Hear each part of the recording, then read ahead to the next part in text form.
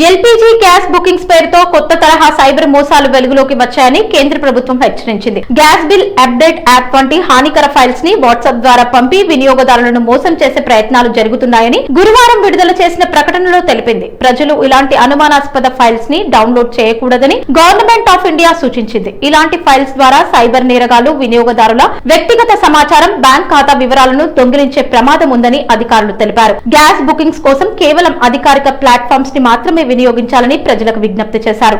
ఇక దేశవ్యాప్తంగా ఎల్పీజీ సరఫరా విషయంలో ఎలాంటి అంతరాయం ఉండదని కేంద్రం స్పష్టం చేసింది. గ్యాస్ కొరతపై వదంతులు నమ్మవద్దని, అవసరం లేకుండా సిలిండర్లు బుక్ చేయవద్దని సూచించింది. గ్యాస్ సరఫరాను సక్రమంగా కొనసాగించేందుకు పట్టణ ప్రాంతాల్లో 25 రోజులకు, గ్రామీణ ప్రాంతాల్లో 45 రోజులకు ఒకసారి బుకింగ్ చేసేలా వ్యవస్థను సవరించినట్లు తెలిపింది.